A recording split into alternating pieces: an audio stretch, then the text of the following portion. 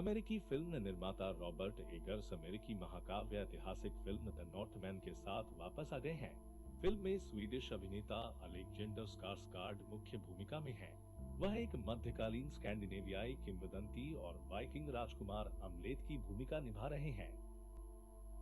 Film एक epic revenge thriller है, जिसमें एक वाइकिंग प्रिंस अमलेट की काल्पनिक कहानी को दर्शाया गया है, जो अपने पिता की मौत का बदला लेने के लिए एक मिशन पर निकलता है, जिसकी उसके चाचा ने हत्या कर दी थी।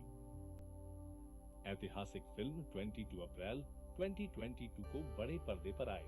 पहले यह 8 अप्रैल के लिए निर्धारित की गई थी, लेकिन अज्ञात कारणों से स्थगित कर दी गई थी। अब OTT platform Amazon prime video पर हिंदी और अंग्रेजी दर्शकों के लिए उपलब्ध है। हालांकि फिल्म का फिल्मांकन शुरू में मार्च 2020 में शुरू हुआ था, लेकिन कोविड-19 महामारी के कारण यह रुक गया था। बाद में अगस्त 2020 में उत्तरी आयरलैंड में टॉरहेड, काउंटी एंट्रीम और लार्ने के पास पल्लीगी में फिल्मांकन फिर से शुरू किया गया। दिसंबर 2020 में पूरी शूटिंग खत्म हो गई थी। फिल्म का निर्देशन रॉबर्ट एगर्स ने किया है। उन्होंने सजोन के साथ मिलकर पटकथा का सह लेखन भी किया। यह रीजेंसी एंटरप्राइजेज के बैनर तले मार्क हफम, लार्स नुडसन और अर्नोन मिल्चन द्वारा संयुक्त रूप से बैंकरोल किया गया है। अगर तकनीकी काम की बात करें तो फिल्म में सिनेमैटोग्राफी और एडिटिंग लुइस फोर्ड द्वारा संभाली गई है, जबकि इसमें रॉबिन कैरोलन और सेबेस्टियन गिन्सबोरो का संगीत है। संयुक्त राज्य अमेरिका के वितरण अधिकार फोकस फीचर्स द्वारा प्राप्त किए गए हैं, जबकि अंतर्राष्ट्रीय रिलीज के लिए ये यूनिवर्सल पिक्चर्स द्वारा अधिग्रहित किए गए हैं।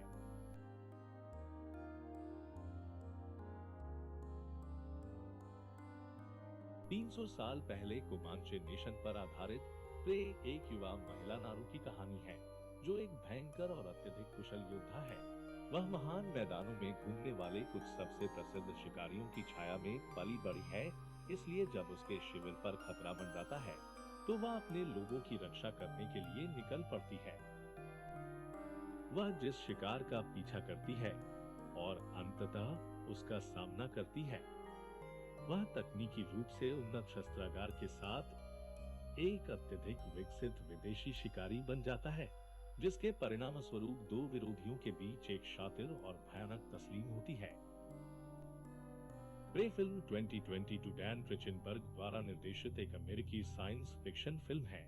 प्रीडेटर फ्रेंचाइजी में प्रे एक और नई फिल्म है, जो दुनिया भर में 5 अगस्त 2022 को रिलीज हुई है। प्रे मूवी को संयुक्त राज्य अमेरिका में 24th century studio Davis entertainment ने फिल्म का निर्माण किया। डिज्नी हॉटस्टार में हिंदी में उपलब्ध है।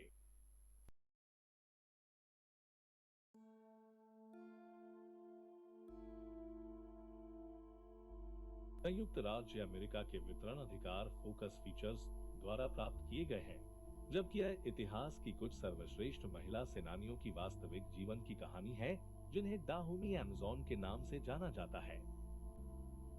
फिल्म सितंबर और अक्टूबर 2022 के महीने में कई देशों में पहले ही रिलीज हो चुकी थी। इसका प्रीमियर भी 5 अक्टूबर को होना था और फिर इसे बदलकर 14 अक्टूबर कर दिया गया, लेकिन अचानक स्टूडियो ने इसे पूरी तरह से बदल दिया। द वुमेन किंग अब जनवरी 2023 में भारत में रिलीज हो रही है।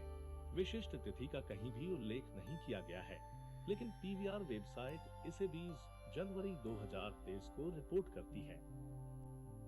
द वुमेन किंग 18 और 19वीं शताब्दी के दौरान पश्चिम अफ्रीका की महिला योद्धाओं के बारे में एक ऐतिहासिक महाकाव्य है। यूरोपीय लोगों द्वारा उनकी भयंकर युद्ध शैली के लिए उन्हें अमेज़न कहा जाता था। जीना प्रिंस बाइटवुड ने नवंबर 2021 में फिल्म का निर्देशन किया था, जिसे पहली बार टोरंटो अंतर्राष्ट्रीय फिल्म समारोह में दिखाया गया था। अद्भुत अभिनय और एक्शन के लिए इसे आलोचकों और प्रशंसकों दोनों से सकारात्मक प्रतिक्रिया मिली है। फिल्म में वियोला डेविस मुख्य भूमिका में है, साथ में लशाना लिंच, शीला आतिन, जॉन बॉयगा, थुसुम बेडू, मसाला बलूचा, जिमी ओडुकोया और हीरो फियन स्टीफन है।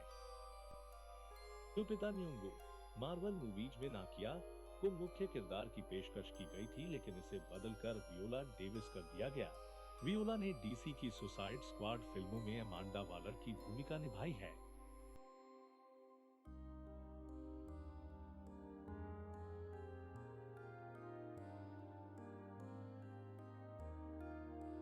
All quite on the western front एक नए सिरे से सूचीबद्ध जर्मन सैनिक के बारे में है, जो फ्रांसीसी सैनिकों से लड़ते हुए युद्ध की वास्तविकताओं का सामना करता है और अंत सीखता है कि अंत में ये सब व्यर्थ है और युद्ध कभी भी एक समाधान नहीं है।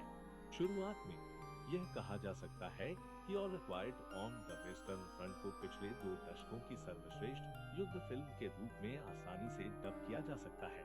यह युद्ध विरोधी फिल्म शुरू से ही आपका ध्यान खींचती है और लगभग 2.5 घंटे की पूरी अवधि के लिए आपको बांधे रखती है। यह फिल्म प्रथम विश्व युद्ध की अवधि के बारे में बात करती है, जब जर्मन सेना फ्रांस की ओर बढ़ रही थी और युद्ध विराम कुछ महीने दूर था। फिल्म में क्यूबा सैनिक की आंखों के माध्यम से आगे बढ़ती है, जिसे अभी अभी जर्मन सेना में भर्ती किया गया है। यह फिल्म एक बेहद महत्वपूर्ण फिल्म बन गई है और एक बहुत मजबूत संदेश छोड़ती है। All quite on the western front एक अविश्वसनीय रूप से चलती फिल्म है, जो 1917 की एक घटना के बारे में बात करती है और हमें बताती है कि हमने बहुत कुछ नहीं सीखा है। फिल्म तब शुरू होती है जब प्रथम विश्व युद्ध अपने तीसरे वर्ष में होता है और युद्ध विराम कुछ ही महीने दूर होता है। पॉल बाउमर अपने स्कूल के दोस्तों के साथ खुद को जर्मन सेना में भर्ती करता है। सेना में उनका बपतिस्मा तब होता है जब उन्हें मृत सैनिकों की वर्दी दी जाती है। तैनात होने के बाद वे एक अनुभवी सैनिक कैट से मिलते हैं और जल्द ही उसके साथ एक मजबूत बंधन विकसित करते हैं। जल्द ही दोस्तों को युद्ध की भयावहता से परिचित कराया जाता है और दुख तब होता है जब उनके एक दोस्त लुडविग को मार दिया जाता है। पूरी घटना पॉल पर गहरा प्रभाव छोड़ती है। इस बीच जर्मन सेना के उच्च सोपानक एक आसन्न हार और सैनिकों की मौत के बारे में चिंतित हैं और इस प्रकार एक राजनेता मैथियस एसबर्गर युद्ध विराम के बारे में बात करना शुरू कर देता है। युद्ध विराम से एक दिन पहले मित्र देशों की सेना के सर्वोच्च कमांडर ने जर्मन सेना को युद्ध विराम के लिए नियम और शर्तों को स्वीकार करने के लिए 72 घंटे का अल्टीमेटम दिया। जब युद्ध विराम की घोषणा की जाती है, कैट और पॉल के लिए भाग्य की अलग योजना होती है, जो पहले ही अपने सभी दोस्तों को खो चुके हैं। फिल्म में कई सीक्वेंस ऐसे हैं जो फिल्म खत्म होने के बाद भी लंबे समय तक आपके साथ रहते हैं। जब पॉल एक द्वंद्व युद्ध के बाद क्रेटर में एक फ्रांसीसी सैनिक को मारता है और बाद में उसकी धीमी मौत के दृश्य को देखने में असमर्थ होता है, तो उसे बचाने के लिए एक व्यर्थ प्रयास करता है। इतना शक्तिशाली होता है और एक सिनेमाई क्षण बनाता है। ये बहुत ही परेशान करने वाला दृश्य बनाता है और आपको बेचैन करता है। पॉल बाउमर के रूप में फेलिक्स कम्मेरर बिल्कुल आश्चर्यजनक प्रदर्शन देता है और कैट के रूप में अल्ब्रेक्ट शूच द्वारा समर्थित है, जो एक शोमेकर है जो पढ़ या लिख नहीं सकता है। उनके सौहार्द को पर्दे पर अच्छी तरह से कैद किया गया है और ऐसे क्षण जब कैट पॉल को अपने छोटे भाई की तरह मानती है, यह देखने के लिए बेहद खुशी की बात है। एडवर्ड बर्जर इतने भव्य पैमाने पर फिल्म बनाने के लिए पूरे अंक के हकदार हैं। फिल्म के सिनेमेटोग्राफर जेम्स फ्रेंक ने कैमरे के पीछे बहुत अच्छा काम किया है और युद्ध की भयावहता को कैद किया है, जो फ्रेम को देखकर आप में कई भावनाओं को जगाने के लिए बाध्य है।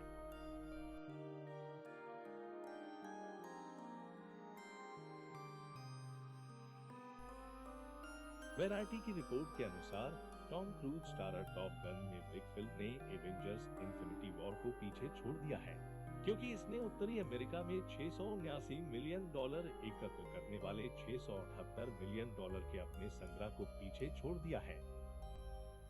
इसके साथ 1986 की फिल्म की अगली कड़ी अमेरिकी घरेलू बॉक्स ऑफिस इतिहास में छठी सबसे ज्यादा कमाई करने वाली फिल्म बन गई है। वैरायटी के अनुसार यह एक विशेष रूप से प्रभावशाली बेंचमार्क है, क्योंकि 2018 के हर हीरो पर kitchen sink adventure Avengers Infinity War को प्रत्याशा बनाने में थोड़ी मदद मिली थी। मैवरिक के पास box office hero Tom Cruise था, जो अपने आप में था, लेकिन फिल्म देखने वालों ने 30 से अधिक वर्षों में गति की आवश्यकता महसूस नहीं की थी। सीक्वल एक गारंटीकृत हिट से बहुत दूर था, लेकिन टॉम क्रूज ने साबित कर दिया है कि वह ग्रह पर सबसे बड़े फिल्मी सितारों में से एक क्यों है। मैवरिक बाधाओं को पार करना जारी रखता है। टॉप गन 2 के टिकटों की बिक्री जारी रहने की संभावना है क्योंकि फिल्म में बहुत अधिक प्रतिस्पर्धा नहीं है। वैरायटी आगे बताती है कि यह नवंबर तक बॉक्स ऑफिस पर काफी उजाड़ रहेगा, जब ब्लैक पैंथर वकंडा फॉरएवर सिनेमाघरों में खुलेगी। अंतर्राष्ट्रीय स्तर पर टॉप गन मैवरिक ने $700 मिलियन से अधिक की कमाई की है, और वह भी चीन या रूस में खेले बिना, जो दो प्रमुख विदेशी बाजार हैं। यह अब तक की $1.379 बिलियन के साथ 13वीं सबसे अधिक कमाई करने वाली फिल्म है। नौसेना के शीर्ष एविएटर्स में से एक के रूप में 30 से अधिक वर्षों की सेवा के बाद मावेरिक मिशेल टॉम क्रूज वह जगह है जहां वह एक साहसी परीक्षण पायलट के रूप में लिफाफे को आगे बढ़ाता है और रैंक में उन्नति को चकमा देता है जो उसे जमीन पर गिरा देगा। जब वह खुद को एक विशेष मिशन के लिए टॉप गन स्नातकों की एक टुकड़ी को प्रशिक्षित करता हुआ पाता है, जिसे किसी भी जीवित पायलट ने कभी नहीं देखा है। मैवरिक का सामना lieutenant Bradley Bradshaw Miles Teller से होता है। अनिश्चित भविष्य का सामना करते हुए और अपने अतीत के भूतों का सामना करते हुए मैवरिक अपने स्वयं के गहरे भय के साथ टकराव में खींचा जाता है, एक मिशन में परिणत होता है जो लोगों से अंतिम बलिदान की मांग करता है जिन्हें इसे उड़ाने के लिए चुना जाएगा।